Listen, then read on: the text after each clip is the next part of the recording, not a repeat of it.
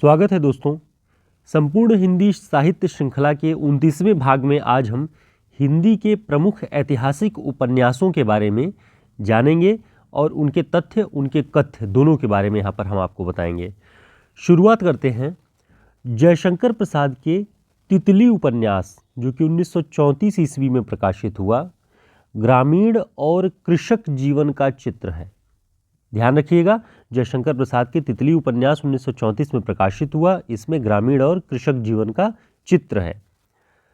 कंकाल उपन्यास 1929 ईस्वी में प्रकाशित हुआ, जयशंकर प्रसाद जी का। इस उपन्यास में प्रसाद जी ने समाज की त्याज्य, अवैध और अज्ञात कुलशील संतानों की कथा कही है। यानी जो लावारिस बच्चे होते हैं शहरों में, नगरों में, तो त्याज्य, अवैध और अज्ञात कुलशील संतानों की कथा कही है।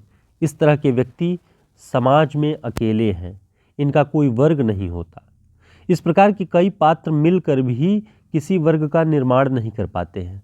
ये इस उपन्यास की समस्या है और उसकी कथा वस्तु का आधार है, जो लावारिस बच्चे होते हैं उनके बारे में। जैनेन्द्र कुमार का उपन्यास परख, सुनीता और त्यागपत्र 1937 में प्रकाशित बहुत महत्वपूर्ण उपन्यास है जैनेन्द्र कुमार का। इन तीनों उपन्यासों में वयस्क और संवेदनशील पाठकों के लिए लिखे गए उपन्यास हैं। वयस्क, एडल्ट टाइप के जो नॉवेल हैं, आप उसे, यानी कि बच्चों के लिए नहीं, एक मेंटल स्टेबिलिटी की डिमांड होती है इस उपन्यास में। तो वयस्क और संवेदनशील पाठकों के लिए ये उपन्यास लिखे गए हैं और अश्लीलता नहीं है, मनोवैज्ञानिकता है। मनोवैज्ञानिक और मानसिक मजबूती के साथ ये पढ़ने लायक उपन्यास है। इस तरह की जैनेन्द्र के उपन्यासों के पात्र बाहरी दुनिया से संघर्ष नहीं करते, वे खुद से ही संघर्ष करते रहते हैं। यानी इनका जो संघर्ष है बाह्य दुनिया से टकराव का नहीं है, ये अपनी ही दुनिया स्वयं से टकराते हुए जीवन की चुनौतियों से जूझते हुए आगे निकलते हैं। सियाराम शरण गुप्त जी के उपन्यास गोद 1932, अंतिम आकांक्षा 1934 और नारी 1937 तीन उपन्यास हैं सियाराम शरण गुप्त जी के। और इनके बारे में हमने कल बताया था कि ये मैथिली शरण गुप्त जी के छोटे भाई हैं। इनके तीन उपन्यास गोद, अंतिम आकांक्षा और नारी, ये गांधीवाद से प्रभावित मनोवैज्ञानिक सामाजिक उपन्यासकार हैं। ध्यान रखिएगा, ये गांधीवाद से प्रभावित हैं। भगवती चरण वर्मा जी का उपन्यास प्रसिद्ध है चित्रलेखा 1934 ईस्वी में। विभिन्न प्रतियोगी परीक्षाओं में ये उपन्यास लगाया भी गया है, इसे ध्यान रखिएगा। गढ़कुंडार 1927 ईस्वी में प्रकाशित हुआ। वृंदावन लाल वर्मा जी का उपन्यास है गढ़कुंडार।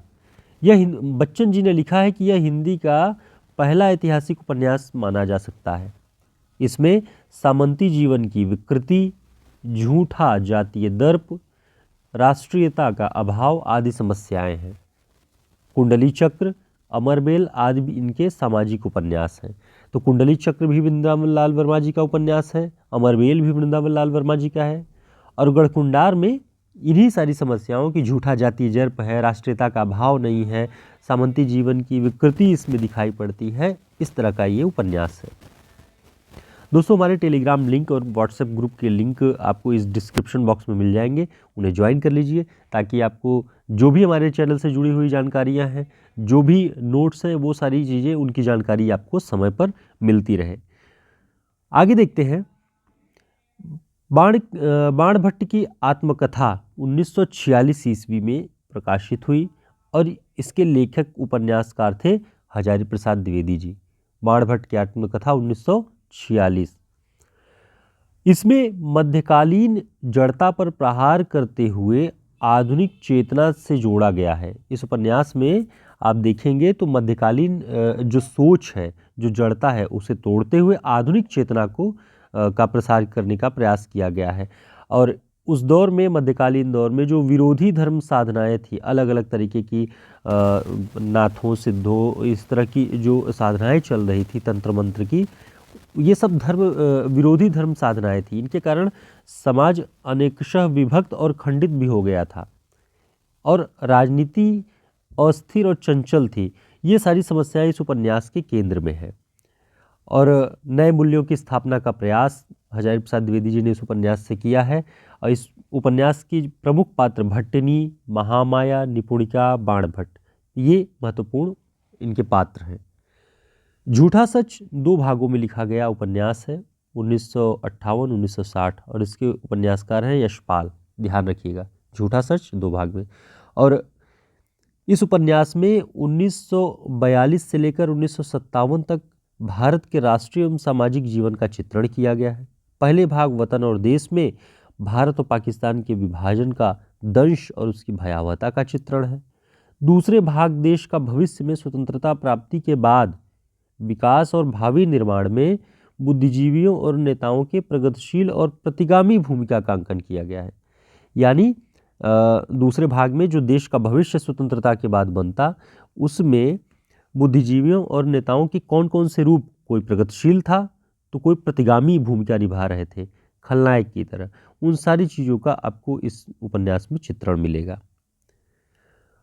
अगला उपन्यास है मुर्दों का टीला। मुर्दों का टीला 1948 ईस्वी में प्रकाशित हुआ। रांगे राघव इसके उपन्यासकार हैं। यह ऐतिहासिक उपन्यास है और यह उपन्यास मोहनजोदड़ो की सभ्यता को आधार बनाकर लिखा गया है। इसमें आर्यों को आक्रमणकारी, संहारक और अत्याचारी रूप में चित्रित किया गया है। तो ये महत्वपूर्ण उपन्यास जो है हम देख रहे थे।